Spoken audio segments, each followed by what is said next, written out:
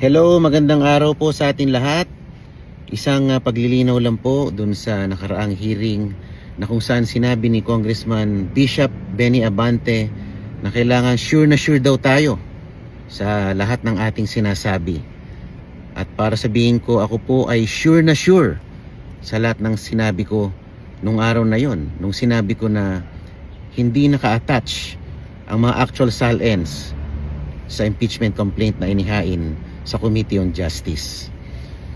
Hindi po sapat na kailangan banggitin lang paulit-ulit ang salitang SALNs sa impeachment complaint. Kahit ilang libong beses banggitin yun, pero walang ebidensya, actual SALN na kaakibat ng complaint, bali wala pong sustansya ang complaint.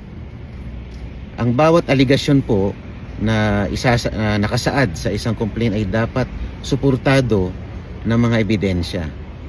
Kung wala pong kalakip na ebidensya o proof ng mga aligasyon, wala pong sustansya o bigat ang mga aligasyon na yan. Yun po ang sinasabi ko, na ako po ay siguradong sigurado sa aking sinasabi. Si Congressman Abante kaya ay maliwanag ang kanyang pagkakaintindi ng aking sinasabi nung araw na yon. At isa pa po, mahirap po kasi yung complaint na sinabi nila na ito'y sufficient in form and substance, pero wala naman palang kalakip na mga ebidensya. Mahirap yung complaint na ifa-file mo pa lang, complain now and seek evidence later. Ito po ay nangangahulugang fishing expedition lamang, kasi wala pang kaakibat na ebidensya. Nagreklamo ka lang, pero wala ka pang sapat na patotoo dun sa mga aligasyon na ginawa mo. Ang nangyari po kasi, yung complainant nag-file ng complaint and endorse ng House members, pero nakikiusap pa lamang sa committee na ito para magsabpina ng mga ahensya para mag-produce ng mga ebidensya. Parang baligtad po.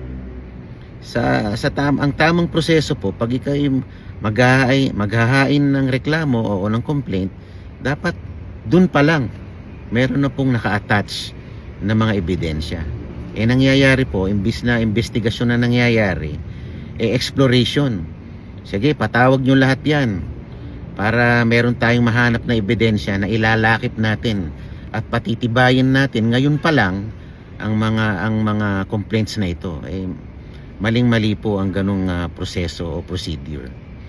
At sa isang banda pa po, yung isang manifestasyon ko na sinabi ko kay Chairperson Luistro na kailangan meron pong ma-secure na court order ang AMLC at ang Committee on Justice para po makapag-release ng mga bank transactions o ng mga bank records.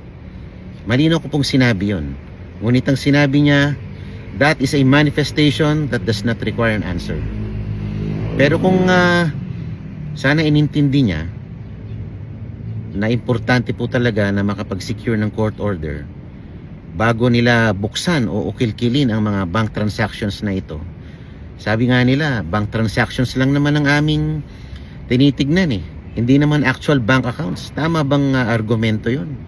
Ang mga bank transactions, ang kahulugan ng bank transaction, ito yung pagpasok at paglabas ng mga kaperahan patungkol sa isang bank account. Kaya ang bank transaction at ang bank records o ang bank account ay iisa lang. Hindi mo pwedeng paghiwalayin yun. They are essentially intertwined. Kaya hindi ko alam kung anong klaseng palusot po yun. Ang mga transaksyon ay hango sa bank accounts. Hindi po ba? Kaya kung sana'y tinimbang at sinuri ni Chairperson Luistro ang aking manifestasyon, di sana hindi sila naharap sa mahirap na kalagayan ngayon. Tulad ngayon na sinampahan sila ng demanda ni Attorney Manscarpio. Ako nga ay nagbigay ng babala nun dahil nakikita ko na may maaaring paglabag sa batas kung kanilang ipinagpatuloy ang gawaing iyon.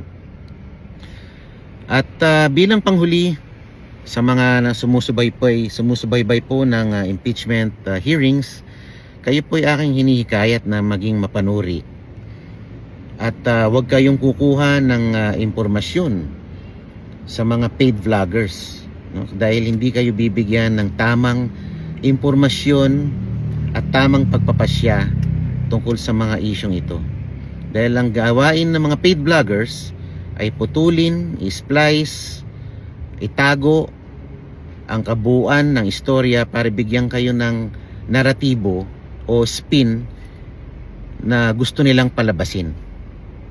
Kaya kung kayo ay talaga nagsusuri at naghahanap ng katotohanan, mas maganda kayo ay mag-subscribe na lamang sa mga official sites tulad ng House of Representatives Facebook Live, House of Representatives YouTube Live, para makita nyo ang kabuuang progreso ng hearings. Dahil pagka merong papasukan na yan ng interpretasyon ng mga vloggers, mapapasukan na ng bias nila yan.